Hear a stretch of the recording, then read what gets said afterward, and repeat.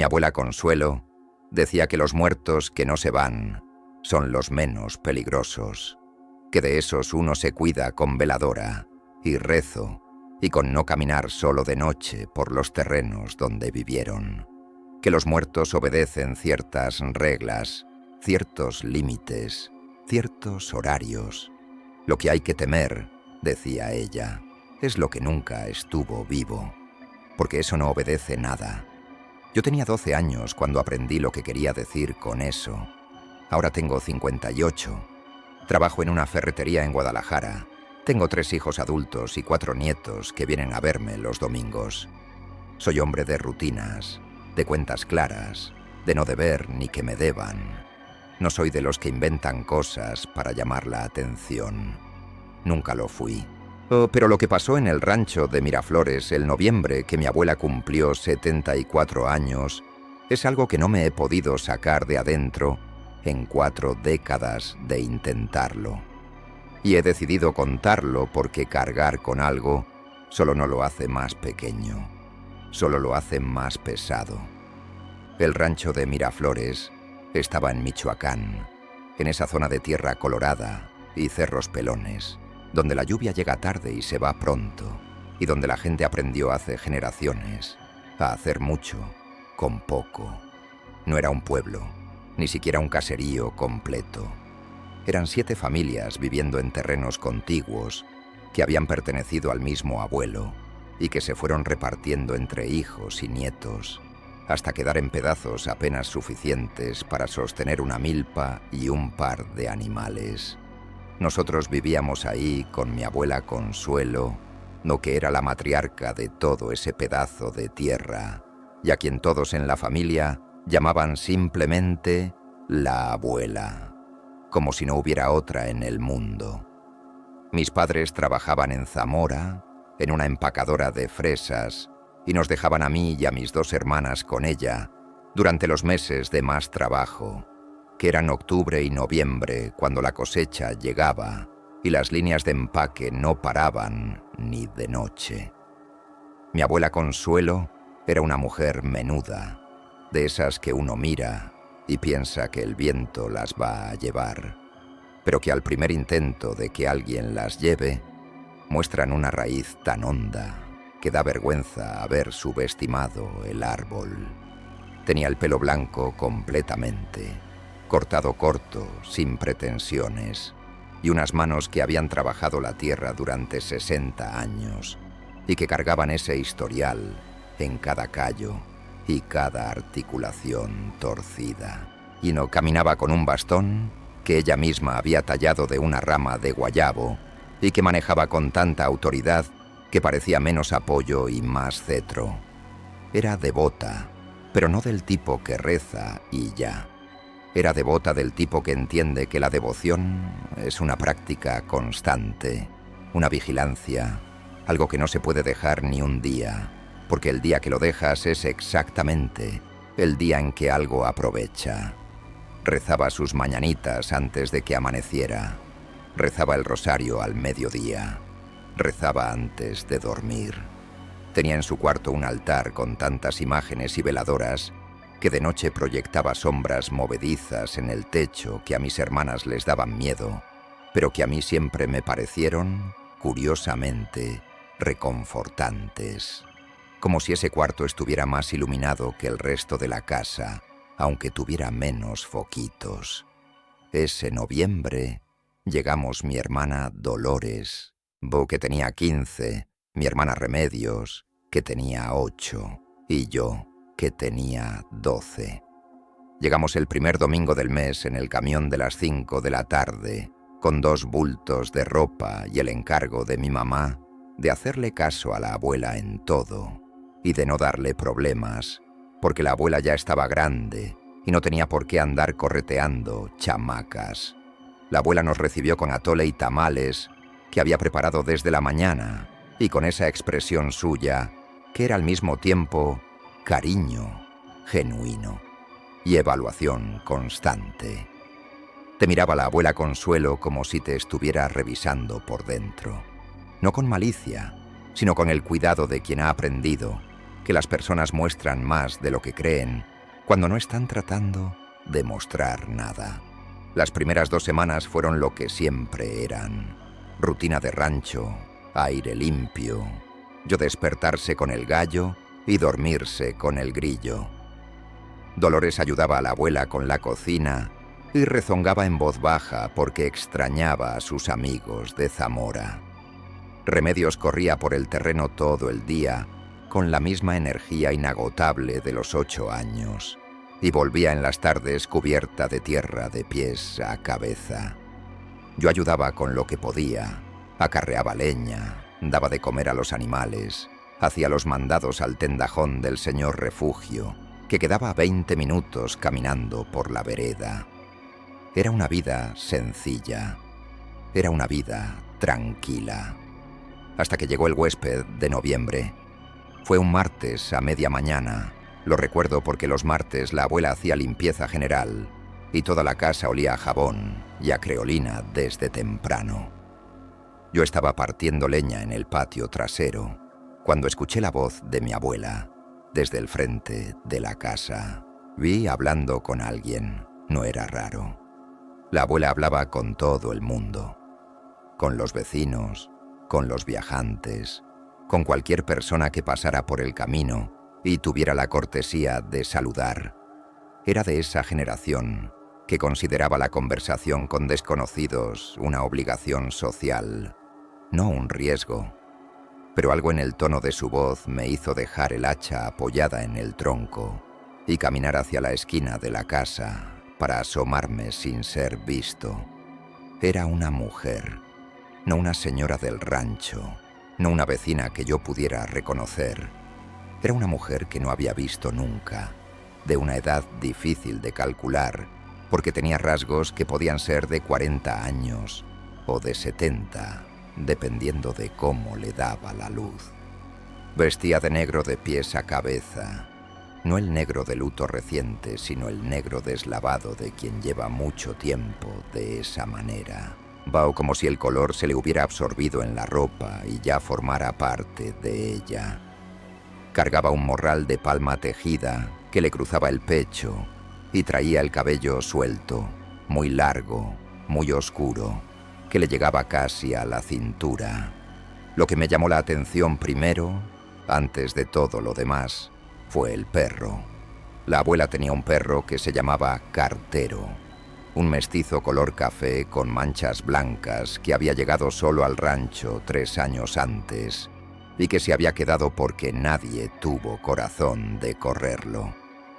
Cartero era un perro tranquilo, amistoso, de esos que ladran a los extraños un momento por protocolo y luego se acercan a olerles la mano con toda la confianza del mundo.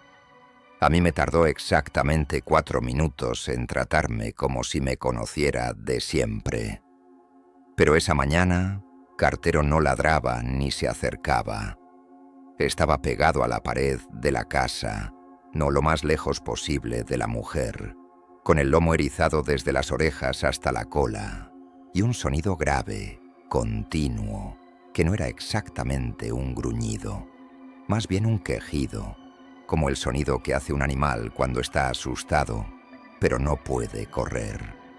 La abuela Consuelo seguía hablando con la mujer con la misma cortesía de siempre, pero yo conocía a mi abuela como conozco mi propia mano, y debajo de esa cortesía había algo que no era su manera normal de hablar con las visitas.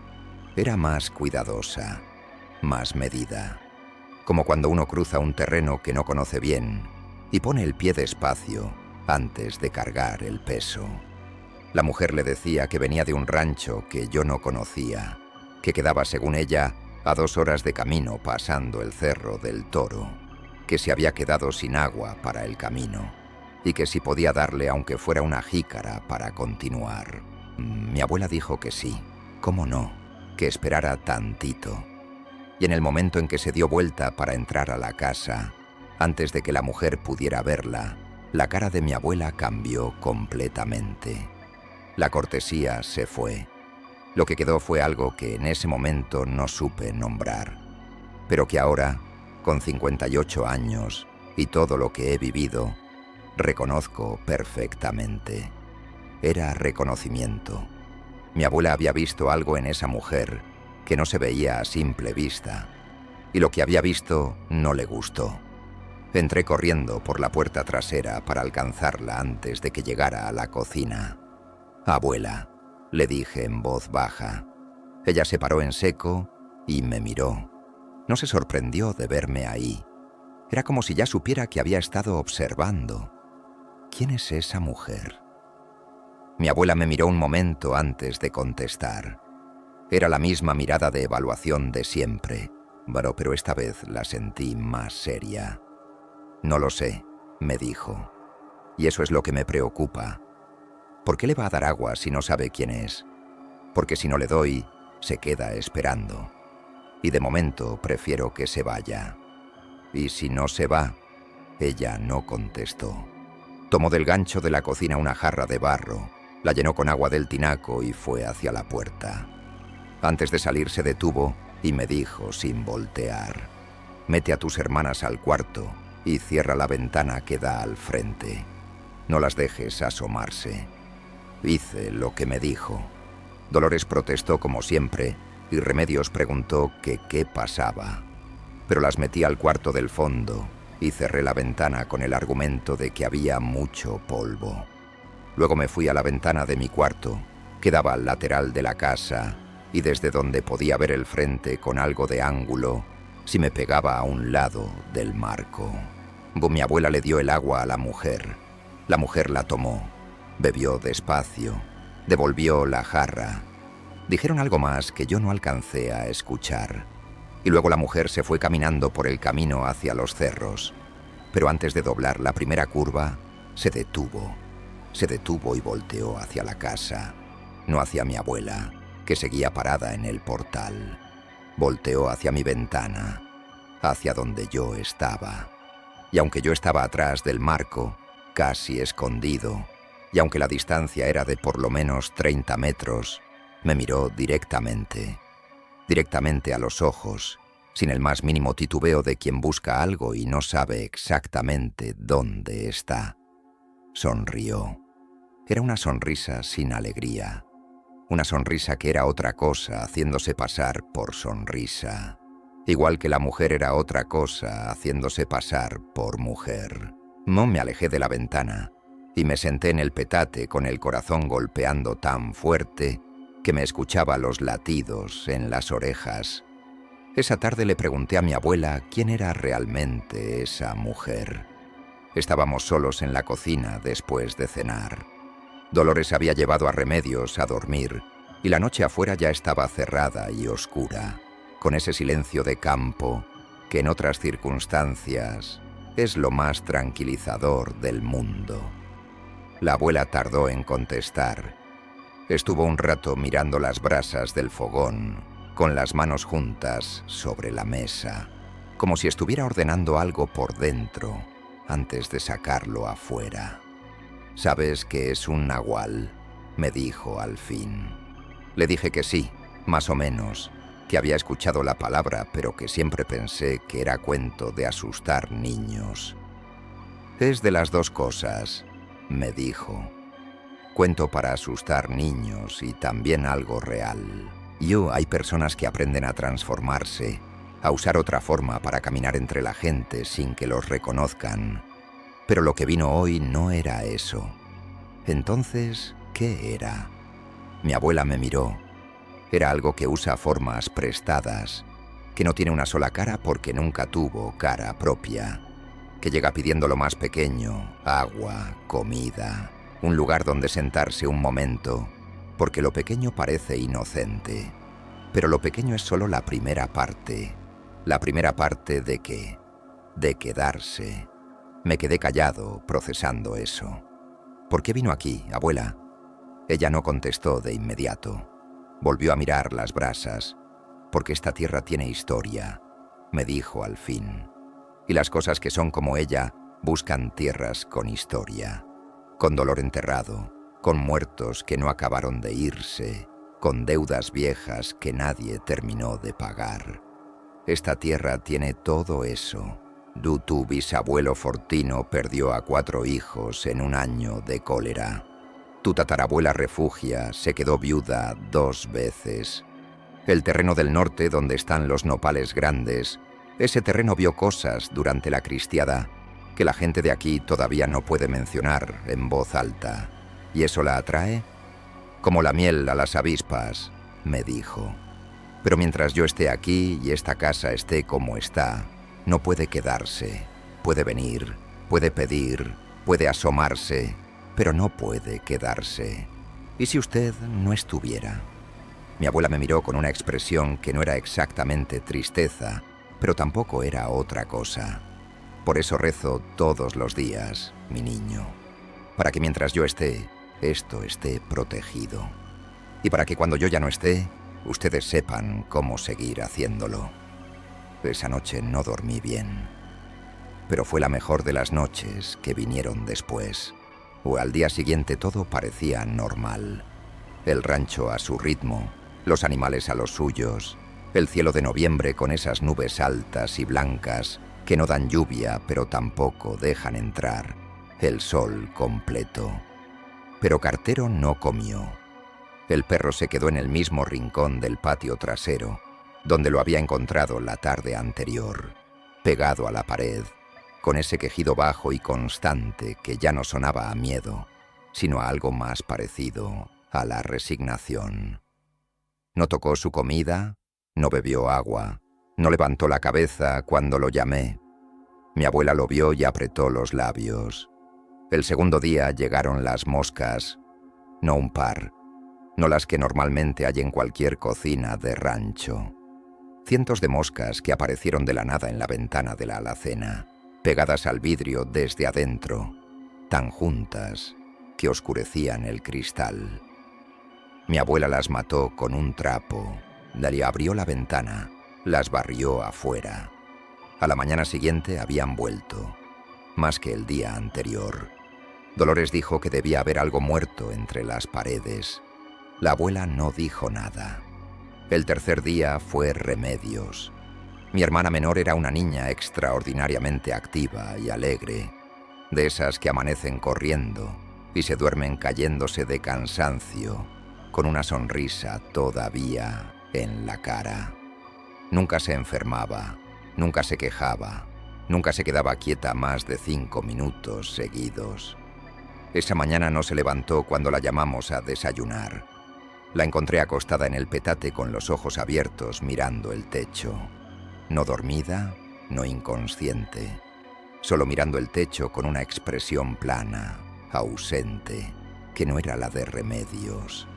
«¿Qué te pasa?», le dije. Ella volteó a verme despacio, demasiado despacio para ser ella.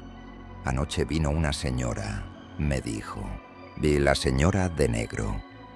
Se paró en la ventana y me dijo que si salía a abrirle la puerta me iba a dar algo bonito.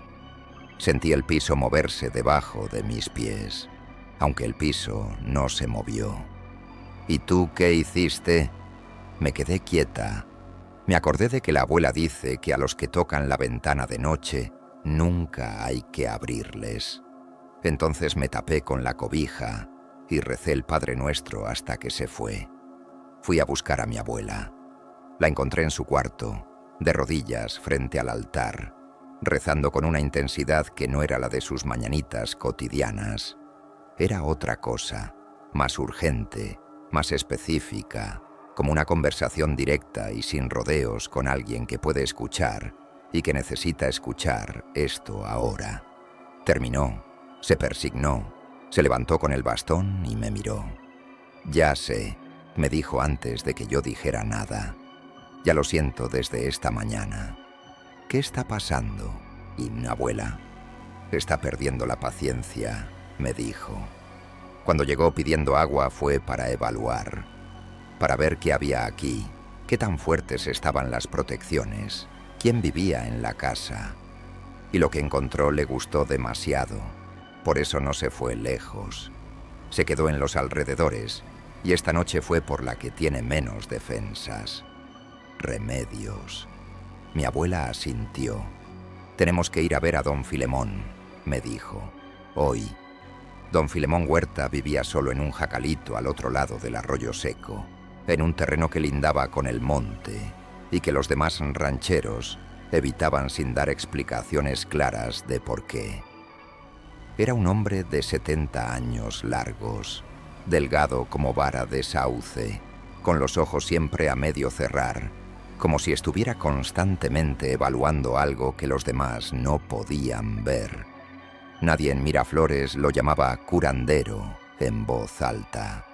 Pero cuando a alguien se le enfermaba un animal sin causa aparente, cuando una persona empezaba a tener sueños que no eran sueños, cuando pasaba algo en un terreno que el doctor del pueblo no sabía explicar, la gente encontraba la manera de terminar en la puerta de don Filemón. Mi abuela lo conocía desde hacía décadas. Habían crecido en ranchos vecinos y tenían esa relación de dos personas que han visto las mismas cosas y no necesitan explicarse mucho para entenderse. Caminamos hasta su casa después del mediodía, mi abuela con su bastón de guayabo y yo cargando el mandado de pretexto que ella había preparado para justificar la visita ante mis hermanas. Dolores se había quedado en la casa con Remedios, con el encargo estricto de no abrir la puerta a nadie y de rezar el rosario si escuchaban cualquier cosa rara. No, don Filemón nos recibió antes de que llegáramos a la puerta, como si nos hubiera estado esperando. Consuelo, dijo desde el umbral, con la voz de quien saluda a alguien que llega con un problema que ya intuye. Filemón, dijo mi abuela. Se saludaron con el asentimiento de la gente que lleva muchos años conociéndose y para quienes las palabras son solo lo de menos. Luego entramos. El jacal de don Filemón por dentro era diferente de lo que uno esperaba viendo el exterior. Afuera parecía el rancho más ordinario del mundo. Adentro había un orden muy específico de cosas que a primera vista parecían al azar, pero que claramente no lo eran. Manojos de plantas colgados de las vigas en un patrón que no era decorativo. Una repisa entera de frascos de vidrio con cosas dentro que yo prefería no identificar. En la pared del fondo, ni no un altar como el de mi abuela, sino algo más austero.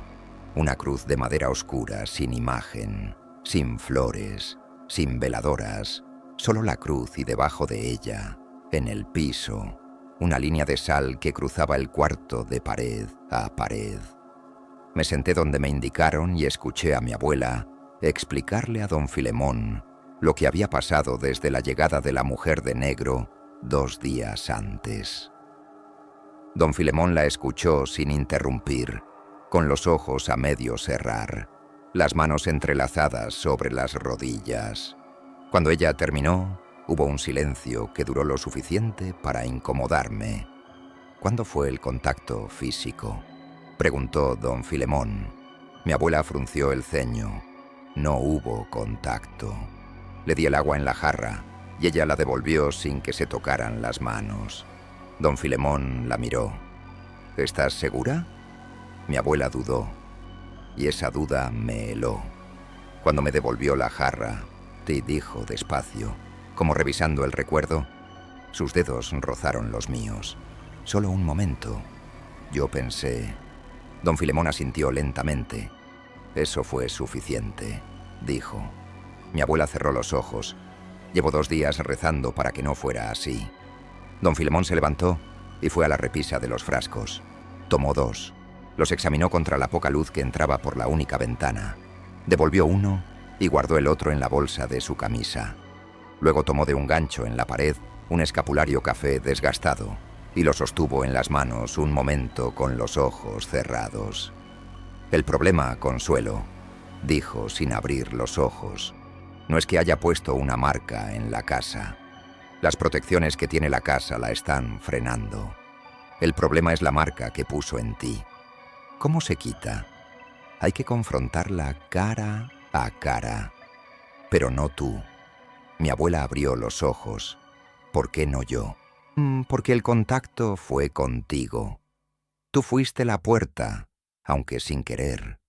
Si la confrontas tú, es como si la casa le abriera la puerta a ella misma.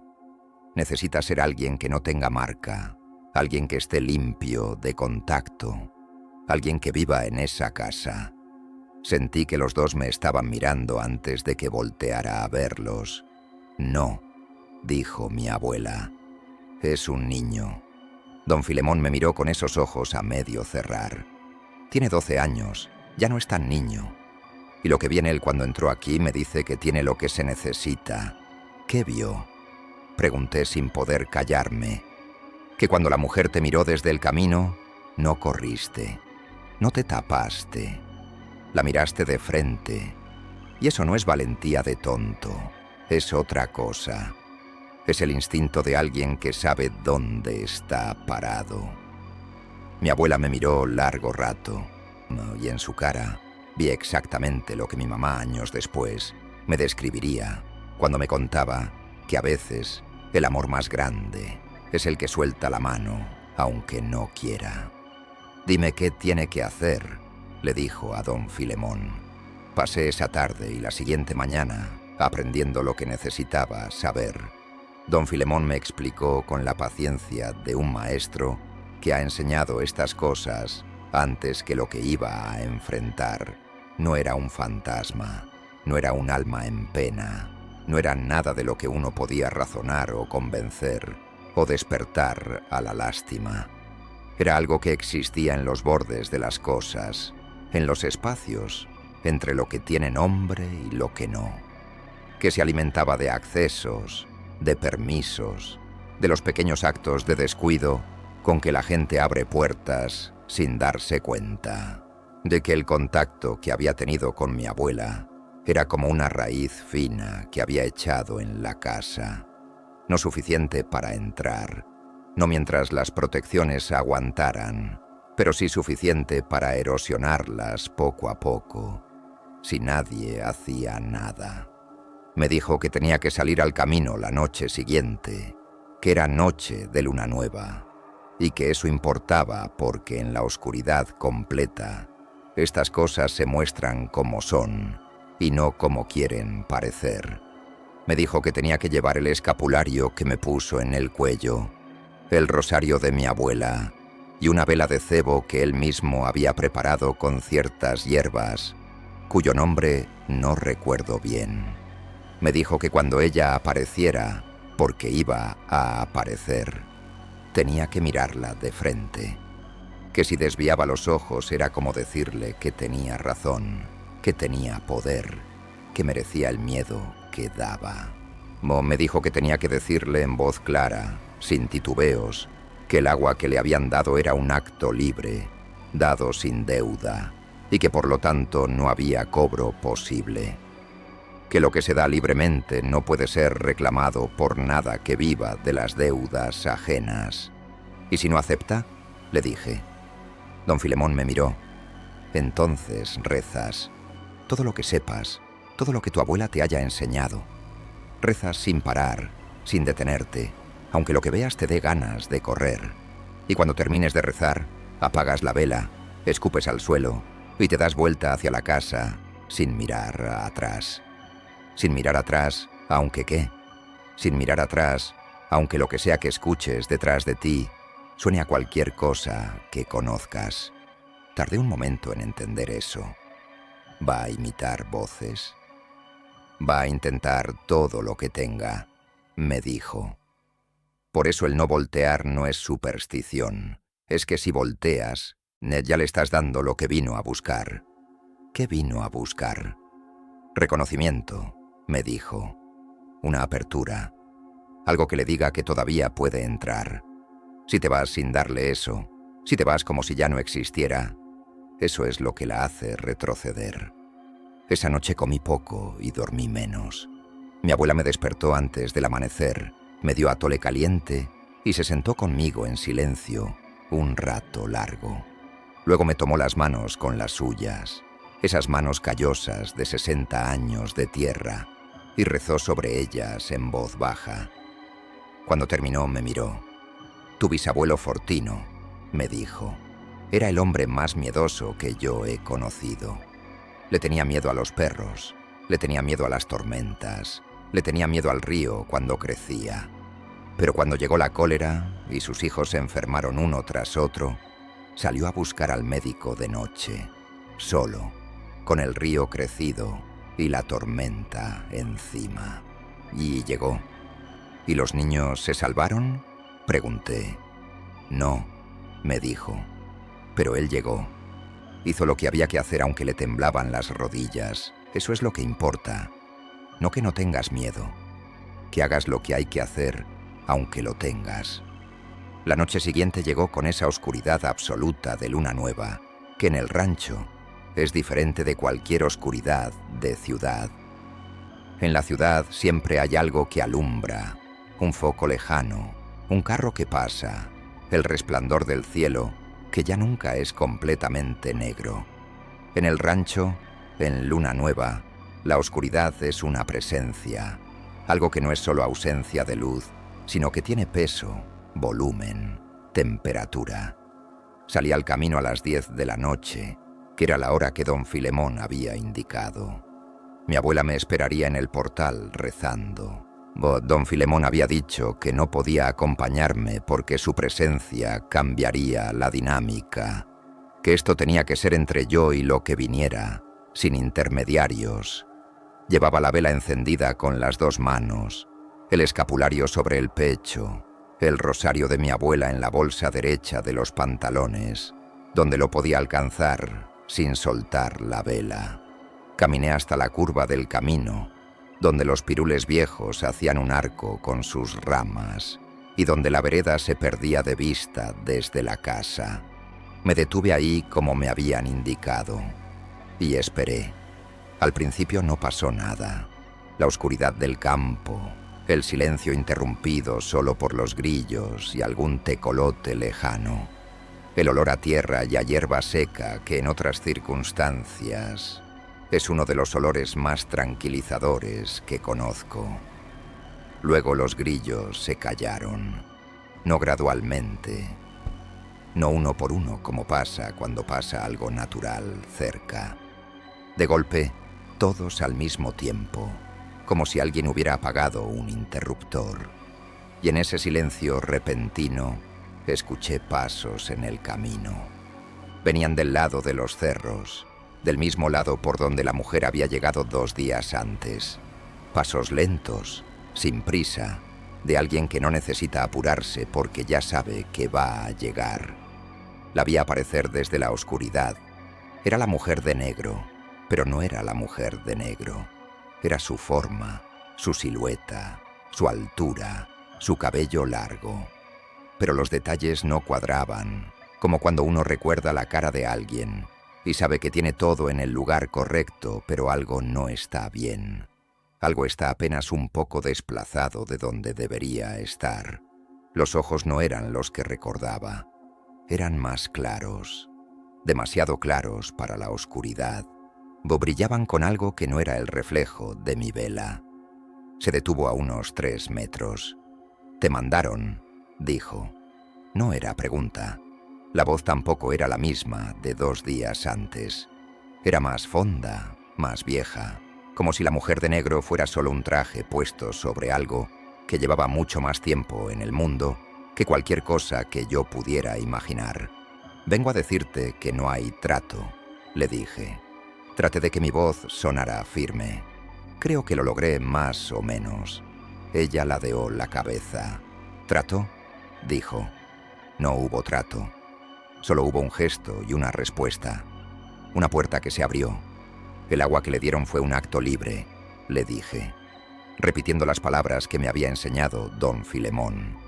No fue deuda, ni pago, ni permiso. Lo que se da libremente no le pertenece a nada que cobre. Ella se quedó quieta un momento.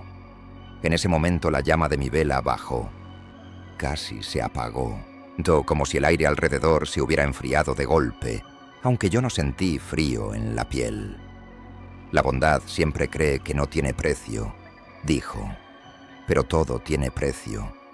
Hasta los niños lo aprenden, tarde o temprano. No tardé en contestar porque eso era lo que quería, que tardara, que dudara que el silencio se interpretara como incertidumbre. «Tú vives de cobrar lo que nadie te debe», le dije, «de encontrar deudas donde no las hay, de que la gente te crea cuando dices que le debe algo, y cuando alguien no te cree, no tienes nada». Algo cambió en su expresión. No fue enojo, fue algo peor, esa frialdad que tienen las cosas que llevan suficiente tiempo en el mundo, como para que el enojo ya no les sirva de nada. «Eres muy chico para saber lo que sabes», dijo. «Soy chico», le dije, «pero esta casa no te debe nada, y yo tampoco». Hubo un silencio, y en ese silencio, algo en su figura comenzó a cambiar. No dramáticamente, no de golpe. Fue más sutil que eso, más inquietante. Los bordes de su silueta comenzaron a verse menos definidos, como si la forma que había adoptado empezara a costarle trabajo mantener.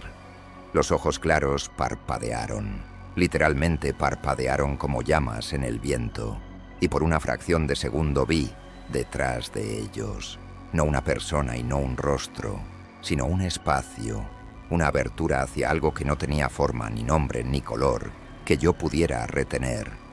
Luego saqué el rosario de mi bolsa y comencé a rezar. No recuerdo exactamente lo que recé. Recuerdo que empecé con lo que sabía: el Padre Nuestro, el Ave María, el Gloria, los rezos de la infancia que uno aprende antes de entenderlos y que por eso mismo se quedan más hondo. Y en algún momento me salté los rezos formales y empecé a rezar en mis propias palabras, que es algo que don Filemón había dicho que podía hacer si los formales se acababan, que a veces las palabras propias, dichas con certeza, pesan más que las aprendidas, porque vienen de un lugar que nadie más puede alcanzar. Recé por mi abuela Consuelo, y por sus manos callosas, y por su rosario que yo tenía apretado en la palma. Recé por mi bisabuelo Fortino, que cruzó el río crecido en la tormenta, aunque le temblaban las rodillas. Recé por mi hermana Remedios, que se quedó quieta debajo de la cobija, y rezó el Padre Nuestro cuando algo tocó su ventana. La figura en el camino retrocedió. Un paso, luego otro.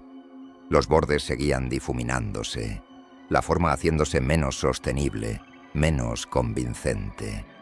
Antes de que desapareciera completamente, escuché su voz una última vez, ya sin la forma de la mujer, solo la voz sola en la oscuridad, más cansada que amenazante.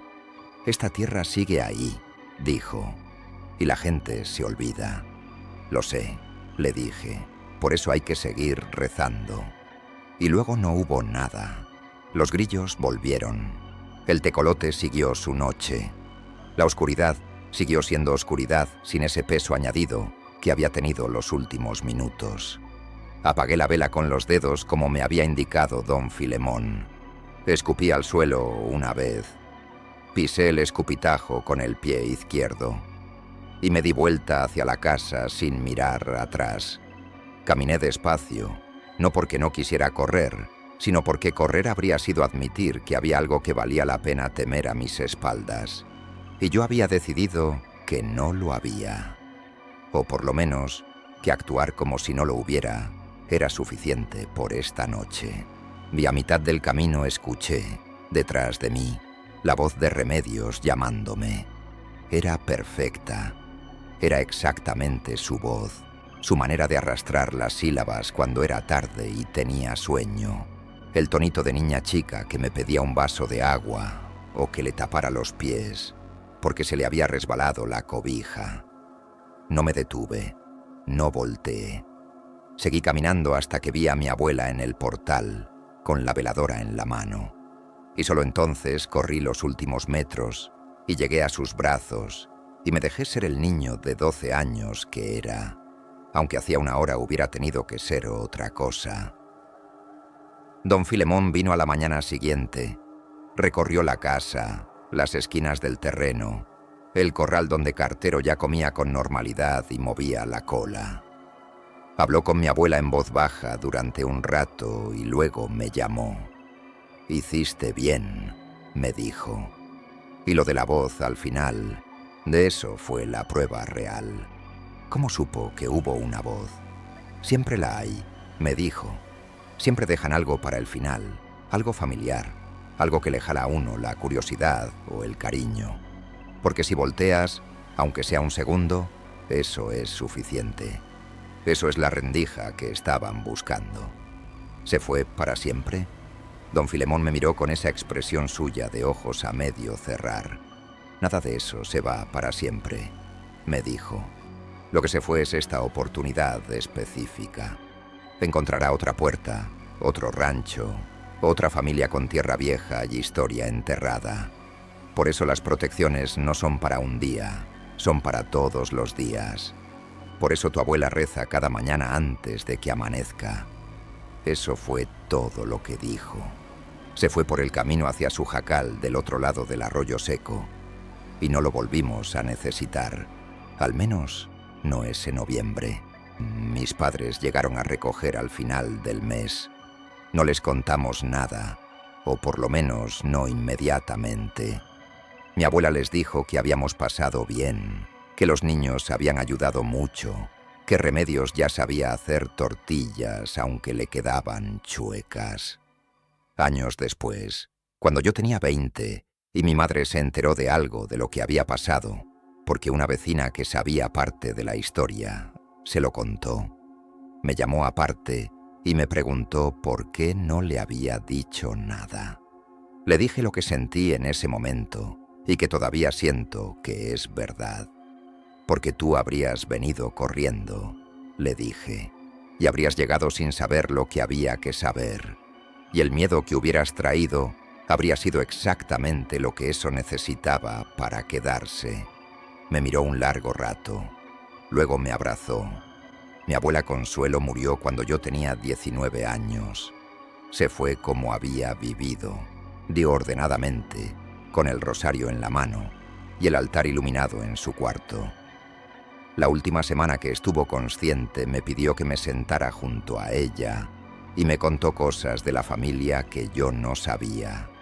La historia de Fortino y el río, la historia de la tatarabuela Refugia y sus 2 viudeces, las cosas que la tierra de Miraflores había visto durante la cristiada. Me las contó para que yo las supiera, para que cuando llegara el momento de explicarle a alguien más joven por qué la tierra tiene historia y por qué eso importa, tuviera palabras. Don Filemón murió algunos años después. El jacalito del otro lado del arroyo seco lo fue comiendo el monte poco a poco, hasta que ya no quedó nada. El rancho de Miraflores hoy es parte de un ejido que lleva décadas sin funcionar como ejido. Las casas se cayeron o las tiraron. La gente se fue a las ciudades a buscar lo que la tierra ya no podía darles. El arroyo seco sigue seco. Pero donde estaba la casa de mi abuela Consuelo, lo sé porque fui a ver hace 10 años. Todavía hay 4 piedras en las esquinas del terreno, que no son piedras ordinarias. Son las que mi bisabuelo puso cuando construyó, según mi abuela, con ciertas hierbas debajo y ciertas palabras dichas en el momento en que las enterró. Nadie las ha movido. Y en ese terreno, entre los matorrales y la hierba que creció donde antes había piso de tierra apelmazada, no hay moscas. No hay ese silencio pesado que tienen los lugares donde algo se quedó. Hay grillos y hay pájaros, y hay el viento de noviembre que mueve las ramas del guayabo que todavía está de pie, el mismo del que mi abuela cortó su bastón. A veces pienso que las protecciones duran más que la gente que las pone. A veces pienso que eso es exactamente lo que se buscaba cuando se las enseñaron. Llevo 46 años cargando esta historia. Y lo que me llevó a contarla ahora, aquí, no es el miedo de que se pierda, aunque eso también. Es que la semana pasada mi hijo mayor me llamó para contarme que habían comprado un terreno en las afueras de la ciudad para construir su casa y que mientras hacían la limpieza del terreno encontraron cosas enterradas en las esquinas, unas piedras con hierbas secas debajo que los albañiles querían tirar. ¿Qué hacían con ellas? Déjenlas donde están, le dije. ¿Por qué? Porque alguien las puso ahí con una razón. Y mientras no sepas cuál fue esa razón, lo más inteligente es respetar lo que encontraste. ¿Y si eran de brujería o algo así? No le dije lo que mi abuela me dijo aquella tarde en la cocina, mirando las brasas. La brujería vive de las deudas y del miedo y del resentimiento. Las protecciones viven del amor y del cuidado y de alguien que se tomó el trabajo de poner algo entre los suyos y lo que pudiera hacerles daño. Son cosas distintas, aunque por fuera parezcan iguales. Las segundas no hacen daño a nadie que llegue con intención limpia. Hubo un silencio del otro lado del teléfono. ¿Cómo sé cuál es cuál? Eso, le dije, es lo que tienes que aprender. Y para aprenderlo, primero tienes que creer que la diferencia existe. Me dijo que me contaba cómo les iba con la construcción. No sé si mi hijo entiende todavía todo lo que quise decirle. Du tiene 32 años y vive en un mundo donde estas cosas se explican de otras maneras o no se explican en ninguna porque es más cómodo. Pero tiene las piedras en las esquinas de su terreno y eso, por ahora, es suficiente. Antes de que te vayas, quiero que pienses en algo. ¿Cuántas veces en tu vida te has encontrado con algo o con alguien que en el fondo te decía que algo no estaba bien y lo ignoraste porque no querías parecer desconfiado, porque te daba pena, porque la lógica te decía que no había razón para sentir lo que estabas sintiendo? Esa voz que ignoraste, esa incomodidad que callaste, no es paranoia. Es el mismo instinto que Cartero tenía esa mañana pegado a la pared del patio, con el lomo erizado y el quejido bajo que no era ladrar, sino avisar. Los animales no aprenden a ignorarlo. Las personas, sí.